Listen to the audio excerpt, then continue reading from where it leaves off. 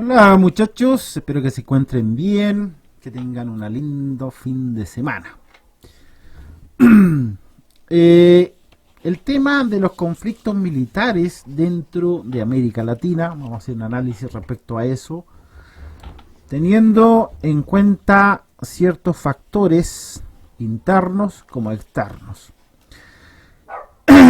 Los ejércitos, suena raro lo que les voy a decir, en Latinoamérica están preparados para un conflicto, si lo llamáramos tradicional o de cierta forma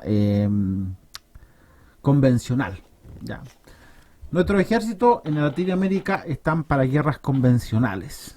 Ya. No, por ejemplo, es difícil pensar en conflictos asimétricos o tipo guerrilla. Nuestro ejército en América Latina están con una formación tipo americana o rusa, como ustedes, dependiendo del país que estén. En América Latina, conceptualmente las guerras se han basado en dos conceptos. Internas, es decir, golpe de Estado por un lado, y la otra, guerrillas o también rebeldes. ¿Y por qué le hago el concepto de esta perspectiva? A 12 meses de la guerra de Europa, especialmente Ucrania, para muchos especialistas en temas militares, no se esperaban de cierta forma este tipo de conflicto tan largo. Ya. Incluso muchos hablaban, varios expertos a nivel internacional, de que este conflicto podría ser rápido. Pero no se dio convencional ni asimétrico, sino que se dio entre combinaciones en guerras convencionales con una guerra entre guerrillas y también ciertos grupos como paramilitares. Frente a eso, en América Latina, hemos vivido nosotros como país en América Latina guerras civiles, internas y guerrillas. Tenemos Colombia, tenemos el tema de eh, Perú, aunque también hubo la guerra entre la CENEPA con Perú y Ecuador, pero fue una guerra convencional que duró poco. ¿Ya? No fueron guerras que se prolongaron, como por ejemplo la europea, en este caso la del mundo ucraniano con Rusia. Dentro de este concepto, o la doctrina básica de operaciones hoy día, año 2023, operaciones mecanizadas de gran escala, que le permite de cierta forma tener espacio tanto terrestre, supervivencia y también poder de dominio, intervención directa, ingresar a otro país o en este caso a una capital, hoy día se ve difícil en América Latina. ¿Ya? ¿Por qué?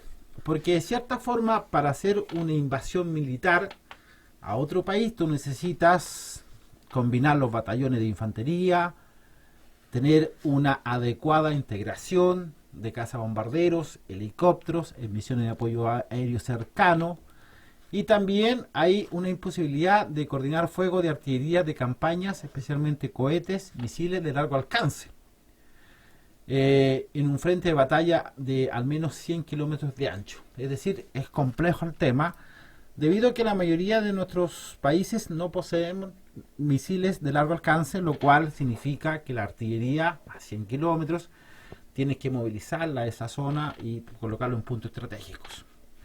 No es fácil en ese concepto. En temas, por ejemplo, Brasil y Chile, que son los que están mejor posicionados en tecnología militar, estos dos países carecen de conflictos, por ejemplo, como Colombia, como Venezuela, como Ecuador o como Perú, incluso como Argentina. Son la excepción dentro de la región. ¿Ya? ¿Por qué? Porque aunque sean las instituciones más modernas, tienen una realidad, que no han estado en conflictos, solamente conflictos internos. Por ejemplo, Chile con el golpe militar, el año 73, y Brasil también algo similar. Pero básicamente en el concepto de guerras convencionales Chile no ha participado desde la guerra del Pacífico.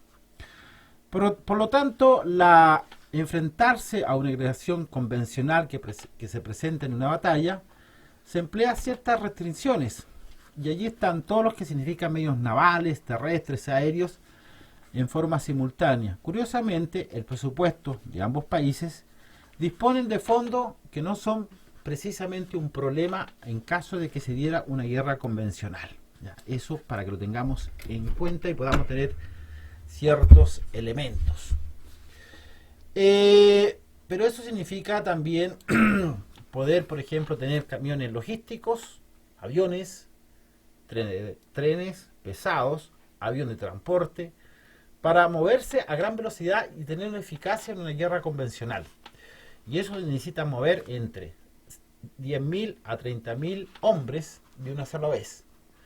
Y ahí toda la parte estratégica va a ser fundamental en el desarrollo del conflicto convencional. Ya, ojo con la información que le estoy dando, que es distinta a las guerras no convencionales o asimétricas. Ahí significa velocidad, capacidad, no sé, la capacidad de movilizarse rápido, ser letal, ser rápido y ser eficaz en el momento preciso del conflicto. Ya sea el ejército glorioso de ataque o el que humilla la retirada. La ausencia de helicóptero de ataque de estos dos países, tanto, bueno, en general de América Latina, pero especialmente Brasil o Chile en este caso, la experiencia ha demostrado que en los estados con mayores operaciones en conjunta y masiva carecen de reserva de municiones, que es revelante conceptualmente el tamaño de la industria de defensa en Latinoamérica, ¿ya? Que es incapaz de fabricar, entre ellos, cazabombarderos modernos, fragatas modernas, tanques de batalla principal, artillería autopropulsada, misiles inteligentes de largo alcance, sistemas de telecomunicaciones tácticos o simples uniformes. En resumidas cuentas, América Latina hoy día tiene una dependencia, en caso de un conflicto convencional, de poder adquirir materiales rápido, ¿ya? Porque todos sabemos que nosotros no fabricamos tanques. Todos sabemos que no fabricamos aeronaves. Ahora se está recién viendo el tema en Brasil con los Gripen, pero es un proceso. América Latina no fabrica buses, o no fabrica fragatas. Ningún país hasta ahora, solamente Perú, pero hace muchos años. Entonces, esta necesidad de la dependencia de un tercero sería de cierta forma un problema a la hora de un conflicto. Por eso, si se diera un conflicto en alguno de estos países en la región, tendría que ser rápido, eficaz y letal. Si no cumple esas tres funciones, se daría lo que hoy día se conoce como guerra o guerrillas de ciertos grupos, que incluso están mejores armados que el propio ejército. Eso es una realidad. Por ejemplo, si nos miramos el concepto en América Latina y el Caribe, que comprende 40 países de territorios dependientes en departamentos de ultramar, también contienen islas y espacios rodeados de petróleo, gas y minerales que hoy pertenecen a Francia, Holanda e Inglaterra, entre otros equipos como Venezuela, Cuba y Nicaragua. Anunciaron que el año 2023 la autorización para ingreso territorial de naves militares rusas a esa zona. Y aquí entra en América Latina a jugar un factor que antiguamente no era real, pero hoy día sí lo es.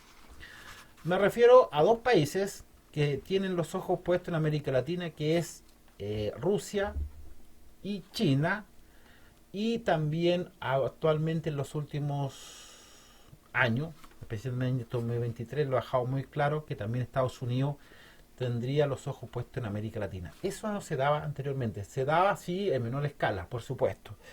Incluso en la guerra de la Malvinas querían mandar MiG-21, si no mal recuerdo, pero tenían un problema, el tema del reabastecimiento en el aire. Hoy día, estos países juegan un rol especialmente bastante directo frente a ciertos países de la región, Venezuela, Argentina o Bolivia. Y hay una preocupación ahora recién de parte de los Estados Unidos respecto a esto. Otro de los conceptos que los estados que nosotros conocemos tradicionalmente están perdiendo la batalla de los combates, ya que están ingresando a las ciudades grupos como Rusia, China o Irán, que son receta perfecta para lanzar a varias naciones latinoamericanas, elegir bandos. Y eso ya, o incluso vieron el video de la congresista republicana de Estados Unidos, que le da un ultimato de cierta forma a la Argentina. Por ejemplo, Rusia invadió Ucrania para tomar por fuerza las riquezas de la región. Está Crimea y sus 20.000 kilómetros cuadrados de petróleo, asegurando simultáneamente el dominio del Mar Negro. China podría invadir Taiwán por razones financieras, como la captura o la destrucción de todas sus empresas de semiconductores eléctricos, catalogados como los mejores del mundo junto a los de Intel y Samsung. Todos los sistemas de armas fabricados en el siglo XXI utilizan chips de última generación fabricados en Taiwán. El 70% de Estados Unidos, el 9% Corea y el del sur el 18%. Taiwán debe caer en las manos de Pekín, que le permite de cierta forma a sus ejércitos tener un salto tecnológico de 50 años. Aquí hay intereses. Ahora bien, veamos en resumen. Si se mira a Rusia y a China, tendrán ocupado a Estados Unidos y a Europa por los próximos, por lo menos 10 años, dejando abierta la puerta para que América Latina pase literalmente cualquier cosa. La ONU, la OEA ni la OTAN levanten un dedo enviando fuerzas militares para intervenir o rescatar de nuestro continente un próximo o una crisis bélica que lo pueden enfrentar entre todos. En resumidas cuentas, los intereses de estos países podría ser mayor. En términos puntuales, países como Brasil, Colombia deben adquirir con urgencia las actualizaciones de sus fuerzas aéreas, navales y terrestres, que tienen límite al menos que contengan el masivo poder militar venezolano, que es una de las naciones que de cierta forma podría tener una desbalance en este concepto. Y en tema del Caribe, bueno, todos sabemos que Cuba y todo lo que se representa en Centroamérica. Otro de los problemas de las naciones centroamericanas y caribeñas carecen de práctica de todo tipo de armas modernas y entrenamiento táctico avanzado. Ya. No están huérfanas de los Estados Unidos.